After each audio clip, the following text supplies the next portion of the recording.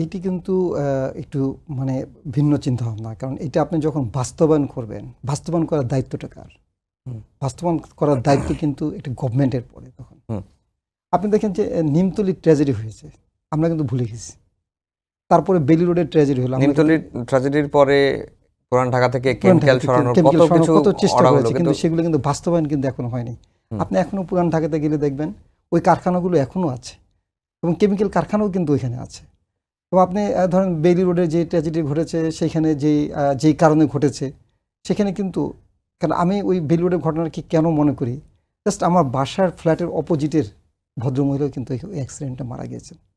এবং একটি সবচেয়ে মানে আমি ওই ঘটনাটা আমাকে এখনো মানে হৃদয়কে আমাকে এখনো তাড়িত করে এই কারণে যে আমার একটা পেশেন্ট মারা গিয়েছে।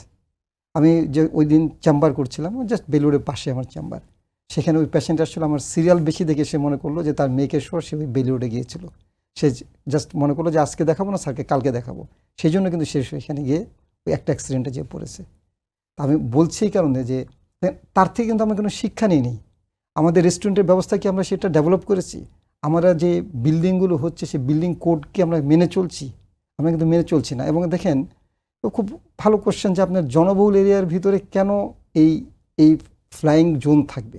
এটা জনবহুল এরিয়া এবং আমরা ওইখানে বিল্ডিং কোড এটা মেনে চলার কথা, সেটাও কিন্তু আমরা করছি না। আপনি দেখবেন যে বিশেষ করে যে এই বুড়িগঙ্গা নদী, তার পাশে আপনি কিভাবে জনবহুল এরিয়া তৈরি হয়েছে এবং বুড়িগঙ্গা নদীতে এখন প্রায় মৃত বলা চলে।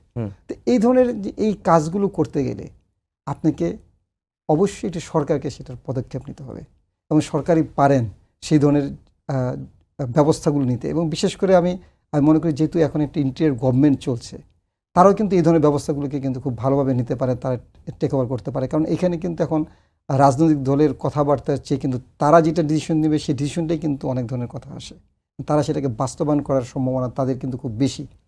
আমি তাই মনে করি যে এটিকে আপনার সুষ্ঠু পরিকল্পনা হতে হবে এবং রাজুকেরও নির্দিষ্ট পরিকল্পনা থাকতে হবে যে রাজুক কাকে সেই পারমিশনটা দিবে এবং ওইখানে ওই বিল্ডিং জোনে কেন, আপনি যতটুকু জানি যে 4 তলার উপরে বিল্ডিং হওয়ার কথা না, যেটা আমি জানি, আমি ছোটোবেলা থেকে যেটা শুনেছি, কিন্তু আপনি দেখবেন যে ওইখানে প্রায় 6 তলা 8 তলা এবং হাইরাইজ বিল্ডিং পর্যন্ত হয়েছে জাস্ট এয়ারপোর্টের পাশেই, এবং বড় বড় হোটেল পর্যন্ত গড়ে উঠছে এয়ারপোর্টের পাশেই। এবং তাহলে এই যে মানে ভবিষ্যতে যে এই ধরনের ঘটনা ঘটবে তখন আপনি কি করবেন?